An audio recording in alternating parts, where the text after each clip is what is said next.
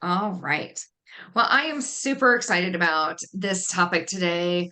Leadership, followership, and management, because it's such an important topic. And, I think people have different visceral reactions when you say, leader, not a manager, or I'm not a follower, or so we want to dispel some of those kind of myths of thinking today. I've been guilty of it myself in my career. And so that's why I just love this topic. So, um, this is such a good example. Management and leadership are often used interchangeably, but they're two very, very, very different concepts. And I'm going to show you some overlap here in a second, but I love these definitions. Management is the coordination and administration of tasks to achieve goals. Management can also refer to the seniority structure of staffs within an organization. Where leadership, I think we all know leadership means taking risks, being fully engaged, being prepared to give up everything for your values and principles. So, I mean, really, that management is kind of the structure and the do, and the leadership is the inspire and the work together. So here is management versus leadership. I'm not going to read this all to you. The next slide actually gives an even more beautiful look at management versus leadership. Um, I I want to get rid of the management is a horrible thing, because at times we need management. We need people to make decisions. We need processes and procedures. As much as I love to be an inspiring leader, we can't all just be leading and inspiring all the time. We have to have structures in place to then have an opportunity for leaders to go. So, Jenna and I saw you both unmuted. So, do you want to jump in here? I just wanted to say she just has to tell us what to do sometimes. Sometimes she's gotta boss us around, she likes to let us have all the autonomy and do what we want, but sometimes she's gotta be like, "Hey, what are you doing?" Yeah. And it's the same in the house too. Like, depending on what type of parent you are, or spouse or something like that, sometimes someone has to take control. So whether it's at home or in volunteer opportunities or whatever, someone has to manage processes or people. I love this picture of management skills and leadership skills, because you can be both a manager and a leader. You can also be just a manager or just a leader. So those management skills are really the kind of harder things, discipline, negotiations, things like that. It also is, the ability to understand organization, supervisory. So there's a lot that goes into management. And so you can see we've gone too far into the management versus leadership. And now it's time to marry them beautifully together, because you really do have to have both of them, where the leadership skills are the active listening, the empathy, delegation, deeper understanding, willingness to stand up to superiors. We do in our longer programs, we do the Kuz and Posner's Leadership Challenge. I don't know if any of you have ever heard of it. We love it because it talks about the 5 principles of a leader. And one of the principles is, going against the norm. And as leaders, how do we push back and, find different opportunities? I But was you gonna can, say, yeah, um, I think sometimes we get into this area where we say like, oh, so and so is just a manager, not a leader, or so and so is a leader. But I think we kind of lose sight of the fact that everyone can be both. If you're a manager, sometimes you do just have to do the things that are keeping things going. You have to have that structure. And then there are times when leadership is really called for, and vice versa. So you can be both. It's not like every person is either the manager or the leader. yeah. And I love the overlap as well. When we talk about interpersonal skills, technical skills, all of this, this is important no matter what your role, no matter, and we're going to talk here in a minute about Oh, hit the right button. About, everybody's a leader. But management is doing things right where leadership is doing the right things. This is a quote that I found from Peter Drucker. And so you can see how it really is interchangeable. You've got to have both. You got to know what the things are, and then you gotta do those.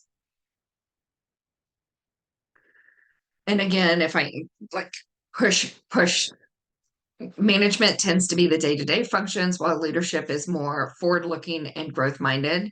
Manager goal tends to revolve around getting employees to follow rules and meet quotas, while leaders inspire by doing and aiming.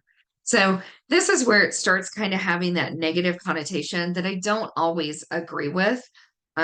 So kind of bucking that, you can set goals, and you can inspire people all at the same time. And we'll share this with you, but I came across this on LinkedIn a couple of years ago. And so 6 ways to become a better leader. This is something we hear people talk about all the time. Like, how do I be a stronger leader? How do I be a better manager? What do I do? For me, if you spend any time with me, it's all about the people.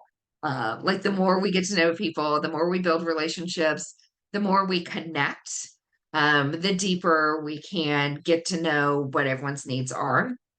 The other thing too is, and I believe we talked about this before, but the days of come in, punch the clock, work for 45 years, get the pocket watch and go away. We know those days aren't here anymore. And then since COVID, even more, everyone wants to be seen. Everyone wants to belong. We don't want to fit in anymore. We want to be able to come as our true, authentic, true self. And so as managers, it's really important for us to build those relationships so we can make sure that, we're understanding what does belonging mean for everybody. For some people, belonging is going to mean something than for someone else. And so getting to know our people is really important. So 6 ways to become a better manager. Like I said, I love this. Think about how you respond to failure. Avoid blaming and shame. It doesn't mean that we don't have reaction. We do an emotional intelligence class, and I always share, like, you can hear my face before you can hear my words. I know that about myself. And so, when I deal with failure or rejection or something like that, even if my body is saying, my voice is saying I'm fine, my body is usually saying something completely different. So, as a manager and leader, we got to think about that. Reviewing the relationships of everyone on the team. Do we know our team? Do we know what's important to them?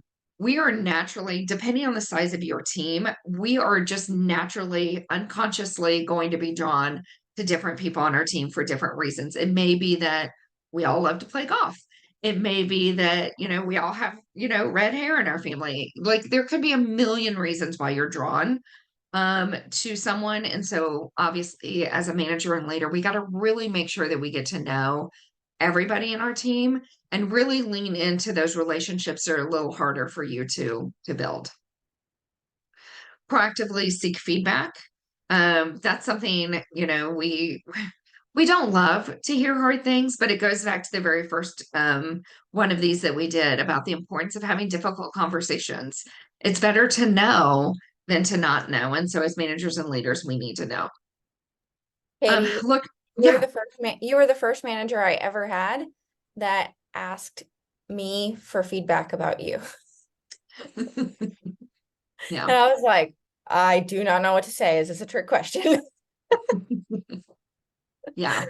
It's hard to ask people, because what if they give you a true answer and then it might not feel good? It's scary. Look after your well-being. This goes back to the, making sure you're putting your oxygen mask on first. I'm working on a keynote that I'm doing about, if we don't take care of ourselves first, then we can't take care of everyone else around us. And as managers, we don't always do a great job of this. And then the other really important thing, thinking about your well-being, is you set the path. And so if you are sending emails at 10 o'clock at night, if you haven't had the conversation with your people of, this is my catch up time. I don't expect you to respond, blah, blah, blah. Your people are going to think, oh my gosh, I got to pick up the phone when they call. I've got to respond back. And so how are you setting the tone, even with your people, to take care of your well-being and their well-being? We always joke it with Catalyst that I'm the morning crew, because on most good days I get up about 5 a.m. and I'll start responding to emails and cleaning things up. But the ladies know, like, she doesn't expect us to respond. If it's an emergency, I'll text them. They'll get back to me after 9 o'clock. But also they will message me at 10 o'clock at night, and they know it is not going to happen. I'm not sleeping well when I'm messaging back. So even having those norms within your team of what works for you and what the expectations are, and it's okay. Like, depending on the type of industry you're in, it's okay to set the tone that fits your people's needs. I try really hard not to schedule meetings, as we have a 7 a.m. breakfast tomorrow and a 7 a.m. breakfast yesterday. Like, I try not to set times early for the girls because they work more at night. Jenna. Yeah, I just think it's funny. One thing that it's like the two sides of this, right? So the advent of technology has some really great benefits, but the advent of technology also has some really horrible benefits. And then if you don't know your boss doesn't expect you to get back to them the second they send an email, there's a lot of stress and anxiety that comes from somebody. And if you are a more stressed or anxious type person, it's even worse. And it can really like weigh into somebody. And I mean, we've all had that conversation with a friend or something where somebody's been like, hey, I want to talk to you. And they're like, oh God, what do I need to talk about? Oh God, what, like, that like stress moment that you're like freaking out about. What did I do? What do I need to prepare for? But like, just being able to say, hey, this is the normal way that our company works. I will respond to you at 10 o'clock at night. Katie will probably respond to you at 5:30 in the morning. Just get to it, acknowledge it, and figure out when you can get to it next in the next 2 to 3-ish days. And then if I need something immediately, I can say, hey, can you do this now? But I feel like there's that communication piece of technology that can be really great, but also really horrible for people's brain and, trying to get through their own to-do list of things, and then getting interrupted. Yeah. Yeah. And that leads beautifully to communicate and engage with staff the way they want. We have an intern working with us this summer. She's 21. And so I asked her, I said, now, are you a texter or are you an emailer? Because I'm 47, still super young, but I'm an emailer. Like, that's how I grew up. That's the technology I'm comfortable with. And she was like, I'll check emails, but I prefer text message. Well, Jenna loves, well, I don't know if she loves, but she does a lot of voice message with a lot of our friends and clients. I never, like, every time we have a client that sends us a voice message, and I'm always like, how do I even, like, what even, like, I'm so dumb, but I know that that's how Brad loves to communicate. So I will send Brad a voice message. But and I will always say, like, I don't know if this is recording. I'm an idiot. Here's the stuff that I need to tell you. So finding ways, how do they prefer to be communicated with? Even the style, some people are like, and both Emma and Jenna and myself, like, just be direct. Like, tell us how it is. There's other people that you still want to be honest with them, but they're going to need you to be a little more soft and kind with them. Michelle agrees with you, Katie. She says she doesn't think she's ever sent a voice message. Mhm. I think, what I think it is too, and especially for people who are kind of go, go, go, it allows you to get your message out. Like in the car, I can click the button and be driving at the same time I send the message, and then it's done and out of my way. And it's a use of that, drive time, whether it's 10 minutes or 20 or whatever you're in the car, to be able to kind of figure out how to do that. So it's just an efficiency thing, and it's total preference. But once you've done it once, I feel like you're like, oh, I get this. This is helpful. Be careful. I will tell you, they disappear. And sometimes that's the only thing that I don't love, is that I will like go back and be like, oh, what did he say? Shoot, I can't go back and look at the email or the text message. It's just gone unless I keep the message, and then, You just taught me. Oh, go ahead, Emma. You kind of have to think of it as a phone call, only where you don't have to talk to the other person. Like they don't talk back. So it's like leaving them a voice message on their phone, like if they didn't answer, or It's just like talking to them on the phone. Because I never keep them because you have to hit keep. And I don't really ever do that because I just forget. So, and plus it takes up space on your phone. So I always just think of it as like, okay, when I listen to this voice message, I'm either going to take a note or I'm just going to think of it like a phone call and try to remember it. I just love this so much because, like, in my day, when we walked to school both ways uphill in the snow, we just left voicemail. Like, it's a voicemail that you send in text message. Like, I just learned how to text to talk. I'm not like, yeah. So, okay. Side rant. I'm crotchety yelling at squirrels across the street. Um, But this is a really good example too. And I've done this class before. And when we went to the NAIA, we kind of talked about this in some ways. A really great way to think about communication is in generations. And obviously there are outliers for each one. But when you start thinking about your staff and you start thinking about the people that you regularly communicate with, for the most part, if you have somebody who is in a boomer or above generation, they're going to prefer an email. Or if you're talking about like thank yous and recognitions, they're going to prefer a handwritten thank you note. If you're looking at somebody who is, generation X or Y or Z or whatever, they're probably going to be okay with a text message or just a very simple, it's just a change in the way that the generations are. The lower you get into the generations, the less they write and the more they prefer technology. The farther up you go, the more they're going to prefer that handwritten, really thoughtful piece that takes a little bit more time. And if you can talk about your people and kind of think in that way, you kind of get the gist of what they prefer. It's kind of like how they show love. If it's a love language, so think about what they do for you, and that's usually the way they want to be recognized or communicated with. Tracy. I just want to share a funny thing about when I started this job. So Montessori education, they don't use technology in the classrooms at all. And a lot of our teachers went through Montessori school before they became Montessori teachers. And so most of them are not comfortable using a computer or even their cell phones, even the young ones. And when I first started, I was like, well, I'm going to set up meetings with everybody to meet with me. I'll just send out like a survey or whatever, a form that they could. And my coworker's like, it has to be handwritten. And I was like, what? How am I going to know when somebody signs up? She's like, you're going to have to walk into the break room and look at the paper. And literally that's how everything is done on paper. It's all handwritten. I get handwritten notes all day long if they need to communicate something with me. It is very weird coming from a corporate set, it's very weird. Yeah. Wow. Yeah. How old school. They also all write cursive, which is, but I like cursive, so that's okay.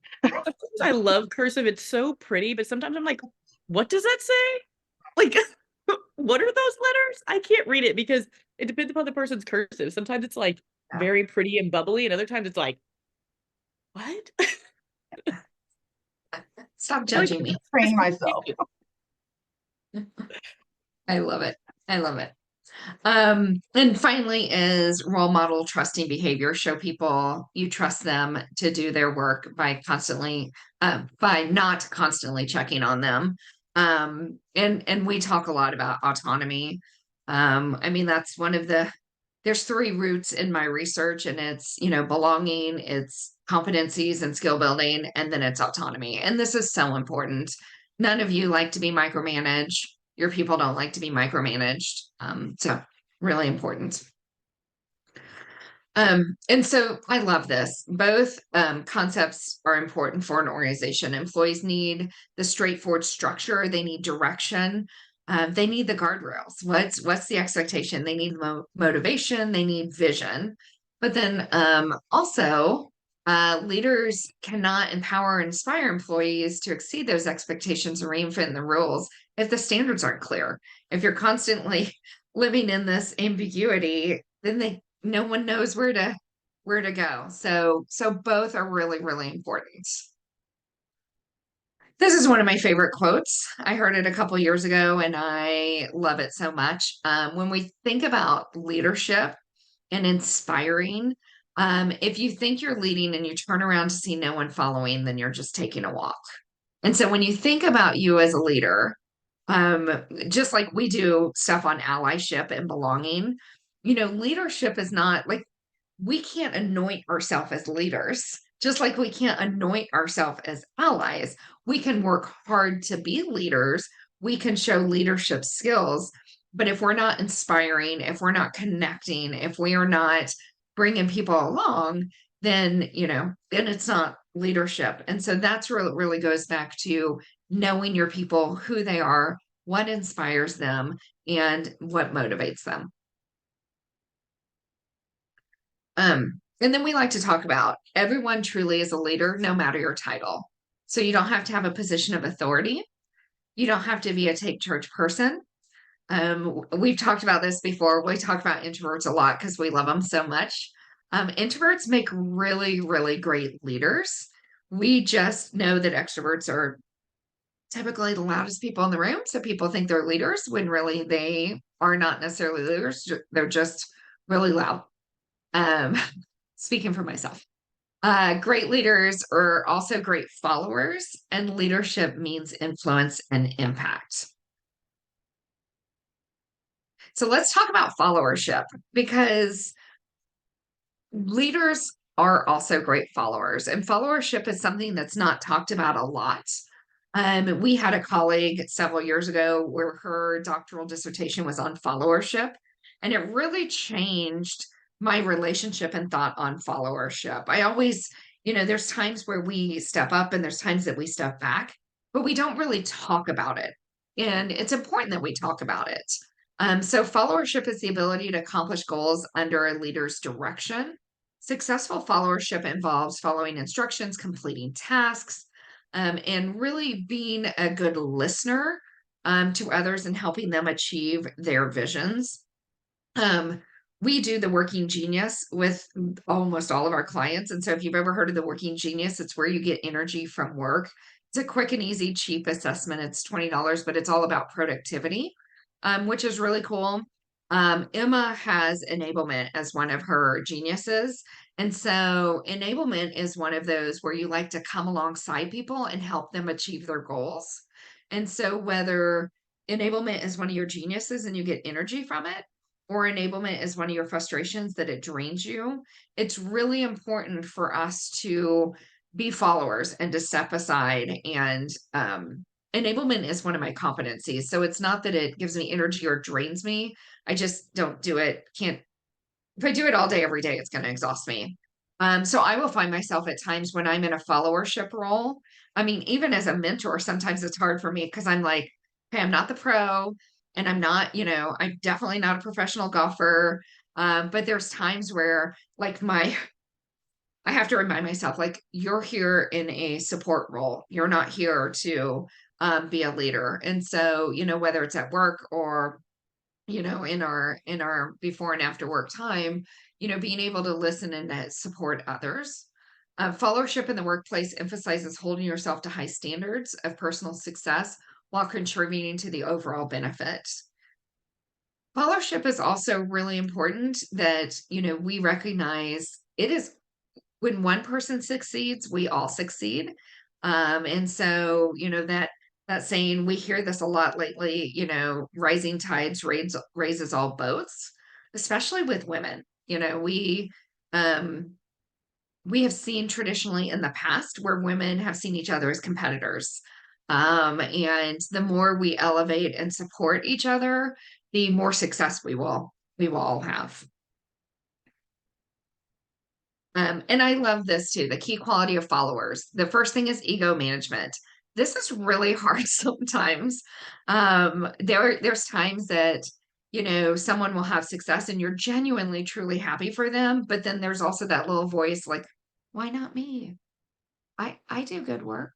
And so, really checking that ego and, being genuinely happy. It's not always easy to do, especially if you're a high performer or, they do the exact same thing you do.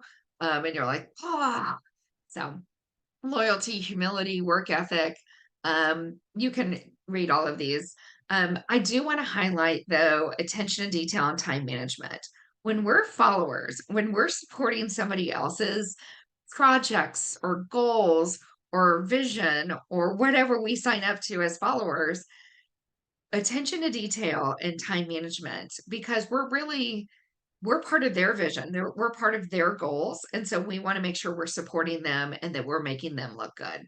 And so their project is no more important than ours. And so the level of detail that we would put into our project, we need to put that same level of detail into theirs.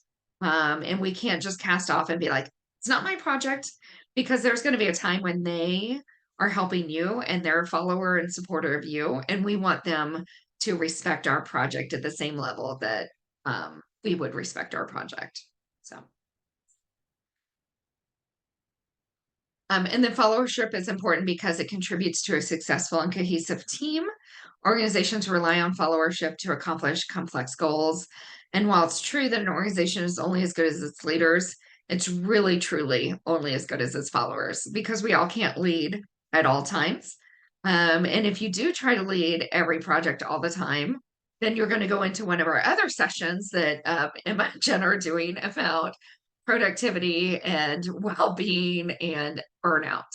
So, when we're trying to do everything for everyone, we set ourselves up to, either burn ourselves out or exhaust ourselves, or, put us in a position where we're just not going to be happy, even if we have ultimate success. So I think my favorite thing about this, Katie, is that when we think about followership, I think sometimes we try to like make it this big thing, right? But that first point that you've got right there, I mean, delegating is a form of followership, right? It's allowing somebody else to take something off for you when you don't have the capacity to do it all. And by allowing somebody else to lead, you actually help yourself, you help the organization. Like, it doesn't have to be this grand idea of like, oh, I'm going to completely step away and I'm going to completely step back and let somebody else be in charge. It's honestly, for me, it's in the little things more than it is in the big things. yeah. And we talked about delegation as a gift. How many of you are like, I'm a horrible delegator, I don't delegate very well? Yeah, me too. And there's 100 reasons why. It may not be that we don't trust the person. It may be that we're super swamped and it's easier for us to just do it than to delegate it. How many times have we said to ourselves, it'll take me longer to explain it than it is to pass it off to someone? Like, there's 100 different reasons why we don't delegate. But delegation is really a gift. When we go to someone and say, I know you're busy. Do you have capacity? This is a project I think that you would be fantastic on. Can you help me with it? One, when you say, do you have the capacity? It gives them an opportunity to say yes or no. But then depending on the project, it also allows them to, depending on their role too, take stretch opportunities, to learn new skills, to get new opportunities. And so, with my teams forever, I've always, as I'm getting to know them, what do you want to do? Like, what do you want to do when you grow up? What's your ultimate goal? And then we constantly are talking about, what are projects that are interesting to you? What do you want to, where do you want to gain new skills? We can't always give people promotions. We can't always give people more money. But what we can do is, help with the resume, so they're in the position to take on a larger role in the organization or something like that. And so delegation can really be a gift for both you as you're clearing your plate a little bit, and then also for them. It can good followership improves morale, and then also improves outcomes when we work together, whether we're people or not, whether we're introverts or extroverts. When we work together as a team, when we are strong and cohesive, the more ideas we always have a better product. But at the core of it, it's people, it's relationships, it's strong teams, and it is psychological safety and trust, which we're going to talk about in a future session.